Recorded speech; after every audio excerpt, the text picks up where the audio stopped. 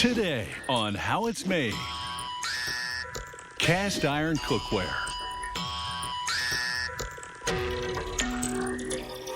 Biodiesel.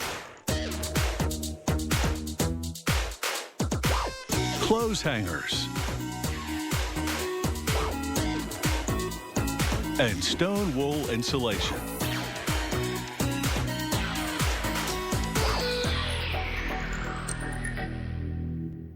Cast iron cookware is renowned for its superior ability to retain heat and diffuse it evenly. Bare cast iron, however, requires regular oiling to ward off rust. Not so with enameled cast iron. A glass enamel coating encases the iron, making the cookware entirely maintenance-free, forever. Since 1925, this French company has been producing enameled cast iron cookware.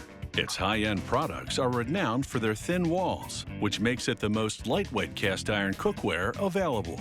The secret? The mineral levels in the iron recipe. At the foundry, they begin with pig iron, which has high carbon content. Then they melt in a calculated amount of steel to further boost the carbon level.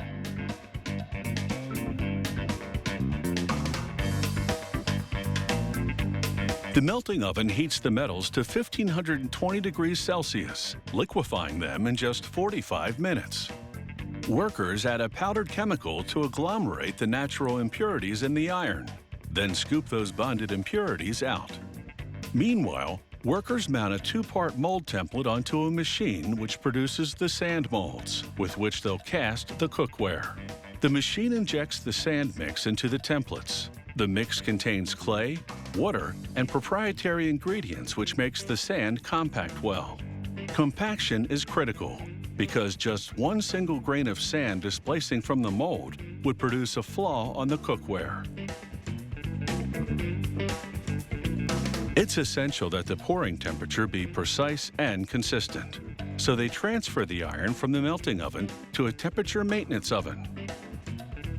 From there, they pour the molten metal through a mere 1/10 of an inch gap between the mold halves. The process is entirely automated because the pouring angle and speed are critical. The molten iron cools and solidifies in 20 minutes.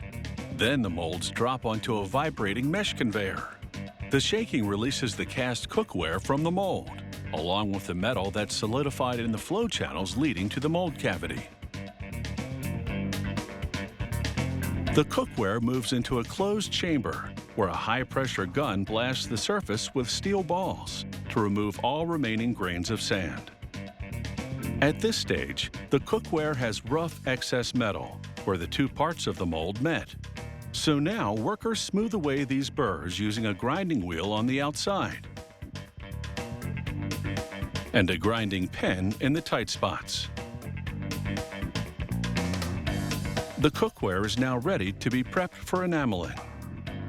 A machine now blasts the entire piece with steel grits, making the surface texture uniform so the enamel will adhere evenly.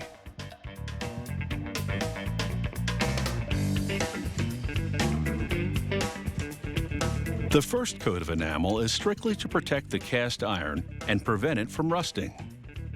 Enamel is a form of glass. However, this enamel is engineered to be flexible because metal cookware naturally expands as it heats and contracts as it cools. After a trip through a dryer, the enamel goes into an oven at more than 1500 degrees Fahrenheit for about 45 minutes. During this firing, the hair-thin enamel coating becomes translucent. The second coat of enamel completely seals the porous surface. It's made of some 20 components, including enamel chips, pieces of clear glass, and pigment powders for color. An automated spray system coats the inside first. Workers wipe the edge to prevent the piece from sticking to the conveyor, then the handle because they'll paint that a different color. They spray the handle manually. Then the automated system coats the rest. The iron recipe contains a high level of the mineral silicate, which helps the enamel adhere well.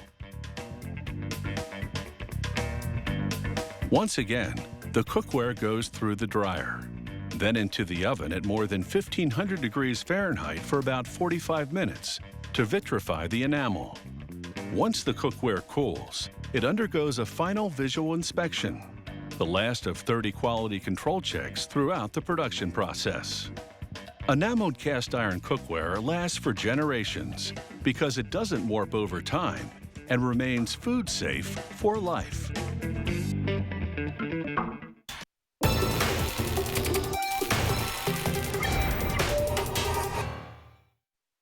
Biodiesel is a more eco-friendly diesel fuel that's made from vegetable oil or animal fat. Unlike regular diesel and gasoline, producing biodiesel doesn't require petroleum. Instead, the raw materials are locally available and can be recycled from waste. If your car has a diesel engine, it can run on biodiesel fuel, usually without requiring any modifications. While biodiesel and petroleum diesel are similar in energy efficiency and fuel economy, biodiesel is more eco-friendly. For starters, it can be made from what would otherwise have been waste. For example, from vegetable oil from the kitchen of your local fast food joint. The restaurant simply discards its used fryer oil in a receptacle out back. Every few days, a vacuum truck comes by to collect it. In its current state, the oil contains water and food particles, making it unusable for biodiesel production. So the truck transports it to a filtering plant. There, they pump the oil into a holding tank, then heat it up to draw out the water.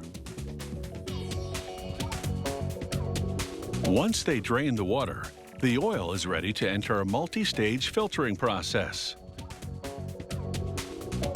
First, the oil goes through a vibrating sieve, which strains out the larger pieces of debris. After this first filtering, the oil is already visibly cleaner. Next, it passes through a second vibrating sieve. This one has a finer mesh, therefore it catches smaller particles of debris. After this second stage, the oil looks clean, but still contains microscopic debris. So it enters the third and final filtering stage, passing through 20 ultrafine filter cloths which trap any particle larger than 1 micron in size. A micron is about 80 times smaller than the width of a human hair. The captured debris leaves a muddy residue on the filters. That vegetable oil, which once deep-fried potatoes, is now ready to cook up some diesel fuel. Another source of oil for making biodiesel is beef tallow, oil derived from cow fat. Biodiesel producers typically buy tallow from facilities like this one, which specialize in cleaning cowhides for leather tanneries. Sharp revolving blades shear off the fat from the back of the hide. The fat drops onto a conveyor, which moves it into a steam injection cook tank. The tank heats the fat to a gentle boil, extracting the oil. Everything else leaves the tank and drops into a waste container. The oil moves onward, passing through a two-stage filtration process.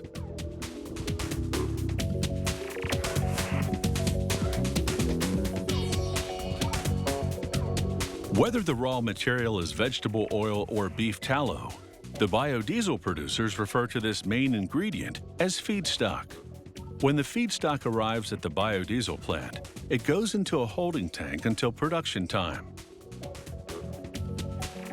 This demonstration illustrates the production recipe.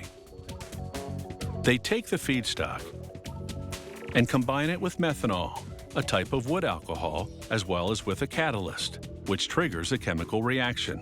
A processing unit mixes everything thoroughly while applying heat and pressure. The resulting chemical reaction produces a harmless byproduct, glycerin, a common ingredient in soaps and cosmetics. Processing consumes much of the methanol. Then they remove even more, leaving just a tiny percentage of it in the finished biodiesel. To ensure their fuel meets international regulatory standards, the plant's quality control lab samples from each production run. In this flammability test, they heat the fuel to 275 degrees Fahrenheit, then apply a flame to see whether the gases ignite. If they do, they have to remove more methanol to make the fuel safe. If they don't ignite, the fuel meets international safety standards. Biodiesel costs more at the pump, but emits significantly less carbon dioxide and monoxide, and 85% fewer cancer-causing agents into the air we breathe.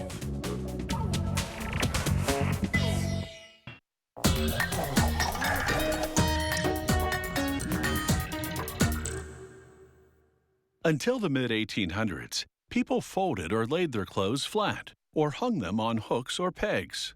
Once it became more common to store clothes in a wardrobe, someone, historians don't know exactly who, invented the clothes hanger, a hanging device shaped like human shoulders. Since the mid-19th century, hundreds of inventors have patented various shaped hangers, many of which are still being produced today. This Czech company makes wooden hangers in several styles. It uses beech, a hard and durable type of wood. The damp logs air dry outdoors for 7 months, then go into a kiln for 3 to 4 weeks. Drying the wood is critical. Otherwise, the hangers would expand and contract with temperature changes and eventually crack. Workers first use a bandsaw to slice the logs into 2.5-inch thick planks. Then they put each plank through a broaching machine. Inside, a toothed blade planes the wood, rendering the top and bottom surfaces level and smooth. Next stop is a grinding machine, which contains abrasive belts.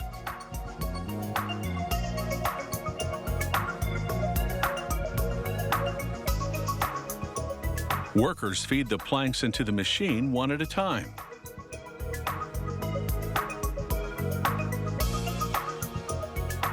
As each plank passes through, the belts above it sand the top silky smooth. When the plank exits the machine, workers flip and refeed it to smooth the other side. An automated saw cuts each plank in half and trims the halves to a specific dimension. The now smaller planks go into another grinding machine, which sands the sides smooth. Now the hanger shaping begins. Workers stack 10 planks and, using a circular saw, cut them to the same length, the ends at a 60-degree angle.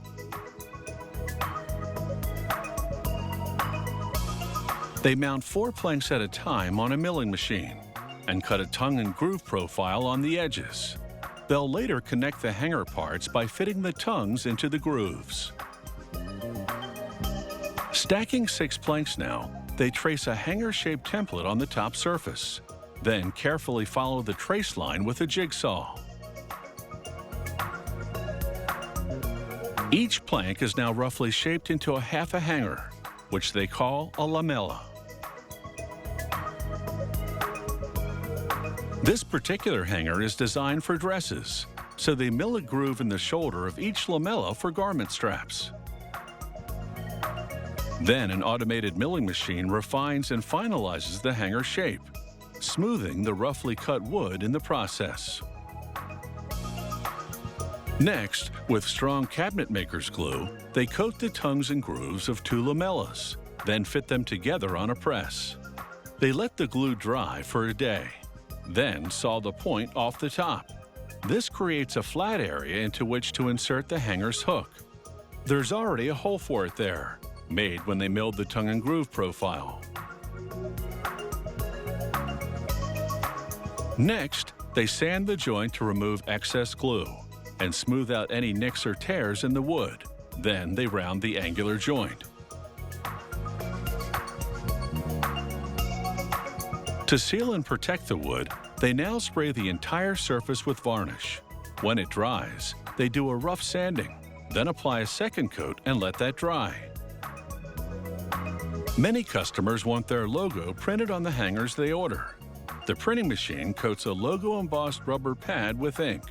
A sponge dabs the pad, then stamps the logo onto the hanger.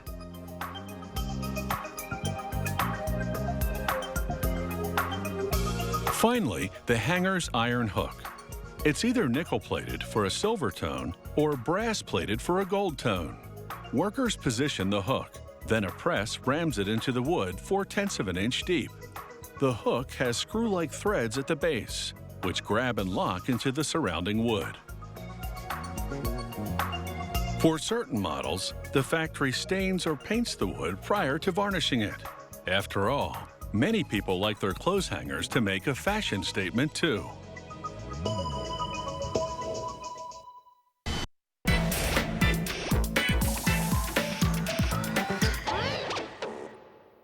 An erupting volcano led to the invention of stone wool insulation a century and a half ago. It was observed that volcanic lava could be whipped into woolly tufts by prevailing winds.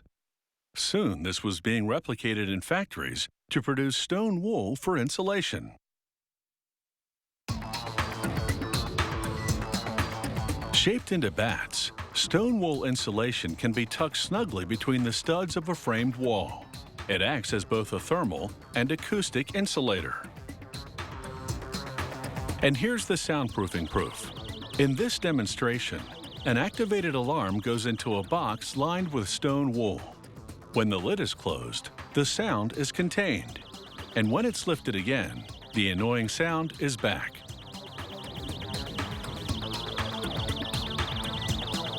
They make stone wool from basalt rock and slag recycled from the steel industry. The process is fueled by coke, which is a form of coal. Basalt rock is solidified lava formed when rock melts underground and then quickly cools. After the rock has been partially crushed at the quarry, a loader scoops it onto a screen to separate the bigger pieces from the fine particles. The particles will be processed into briquettes, which can be used in the production of stone wool, along with the bigger pieces of rock. The rock and briquettes, along with the steel slag, melt into lava in a furnace. Temperatures reach 2,700 degrees Fahrenheit, as hot as a volcano. A spinning machine whips the lava into thin strands of stone wool in a process that's like making cotton candy. The strands form tufts, and a little binding solution holds them together. A spray of oil adds water repellents.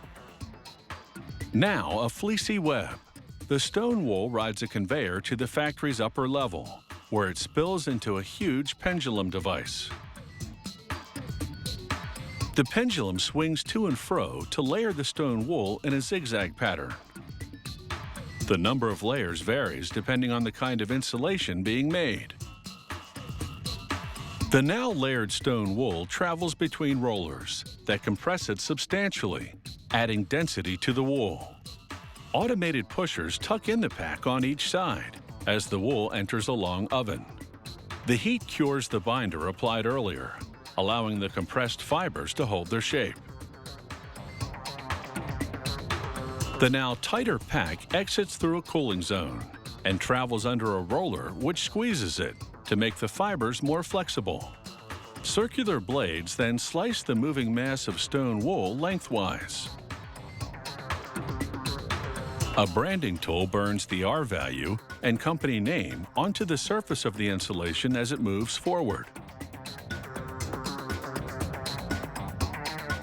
Robotic arms swing back and forth to slice the insulation to its final dimensions.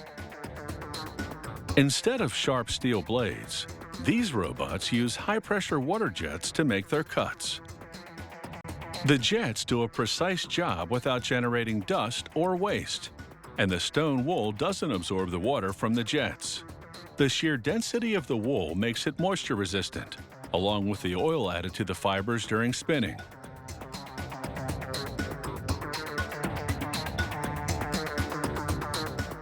To demonstrate stone wool's water-repellent qualities, they pour water directly onto the surface.